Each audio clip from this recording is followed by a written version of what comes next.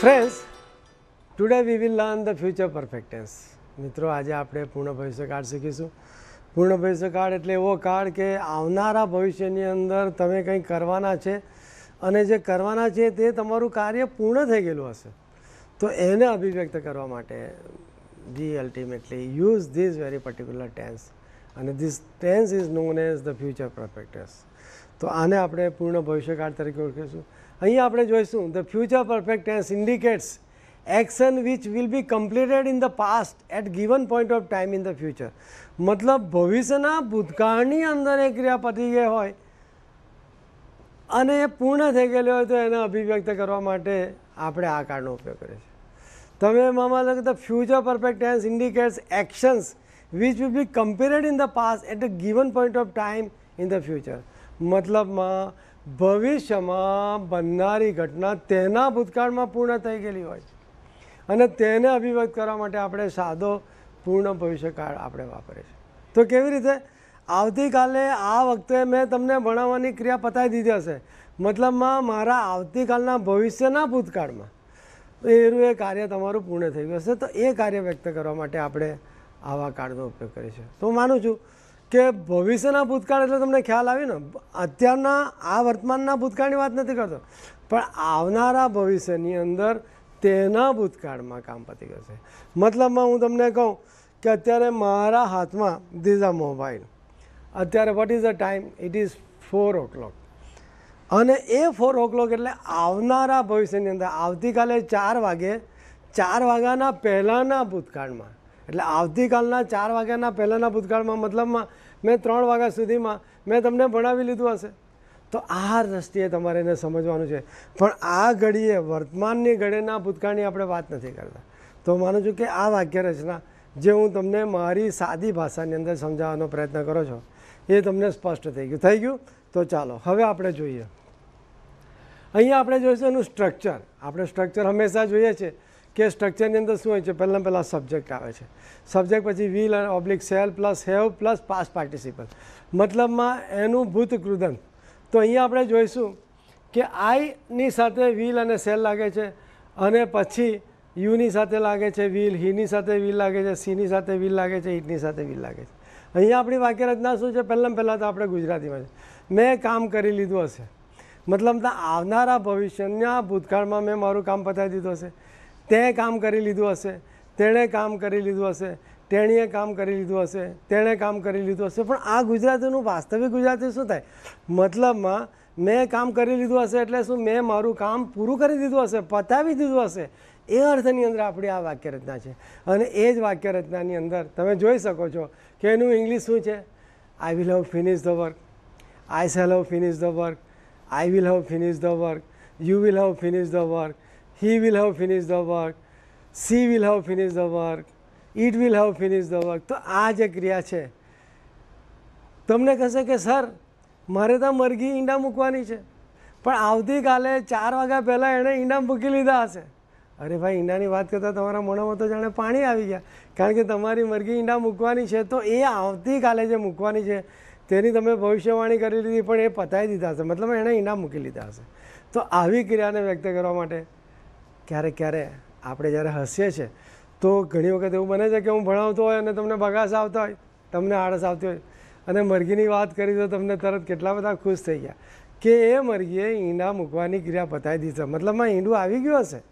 તો આવતીકાલે મૂકવાની છે, હજુ અત્યારે નથી આવ્યું, પણ આવતીકાલના 4 વાગે મૂકવાની છે, અથવા તો સાંજના 6 વાગે મૂકવાની છે તેના ભૂતકાળમાં. એટલે આવતીકાલના ભૂતકાળના એટલે કયું? 6 વાગ્યા પહેલાંનું ભૂતકાળ કયું આવતીકાલનું? તે કે ભાઈ 5:30, 5, 4:30, 4.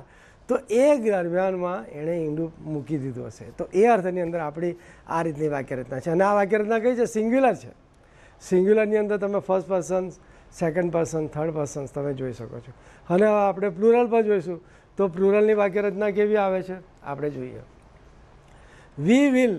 We shall have finish the work, આપણે કામ કરી લીધું હશે, આપણે કામ પતાવી દીધું હશે, આપણું કામ પૂર્ણ થઈ ગયું હશે. You will have finish the work, તમે કામ કરી લીધું હશે. They will have finish the work, તેઓએ કામ કરી લીધું હશે. તો મિત્રો, આ આપણી એક સ્ટ્રક્ચર, આ આપણું એક સૂત્ર, આ આપણું એક બંધારણ છે. એ જો તમને યાદ રહેશે તો તમને ખ્યાલ આવશે કે આ બધું ભણવું કેટલું સરળ છે, એની વાક્યરચના બનાવવી કેટલી સરળ છે. હવે એના પરથી આપણે જરા થોડા દ્રષ્ટાંતો જોઈએ.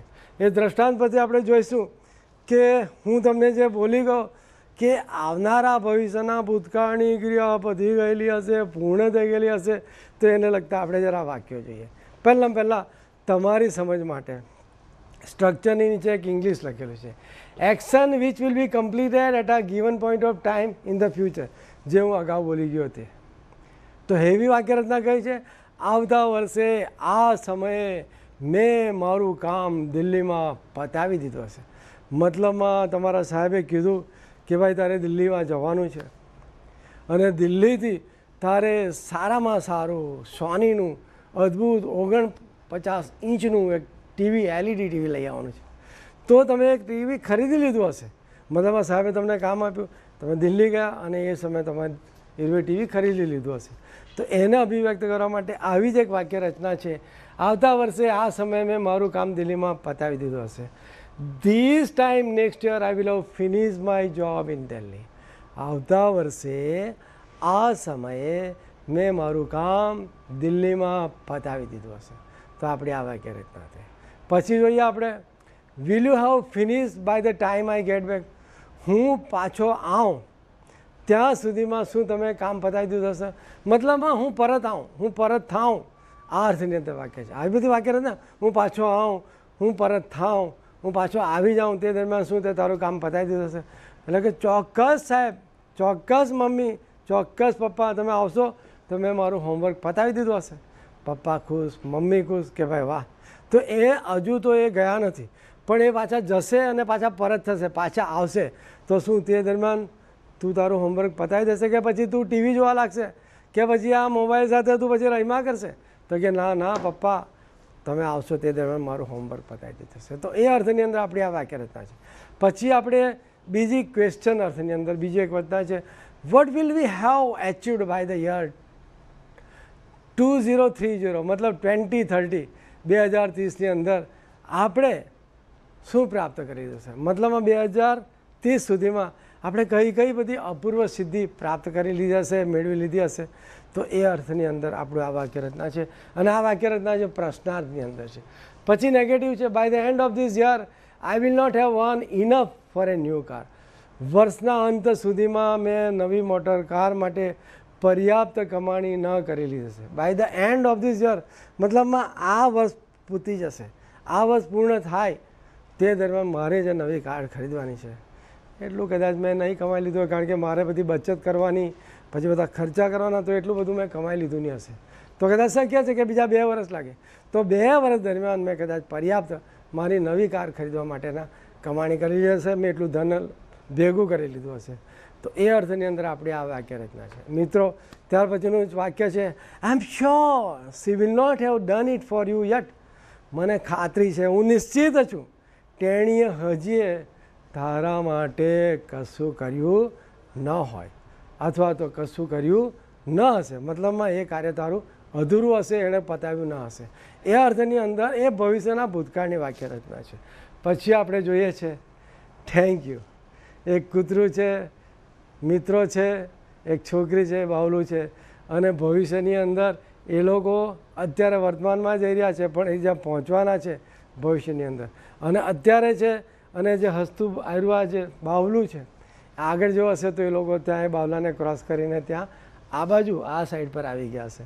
તો આપણી આ વાક્ય રચના થઈ પૂર્ણ ભવિષ્યકાળ, perfect future tense, future perfect tense.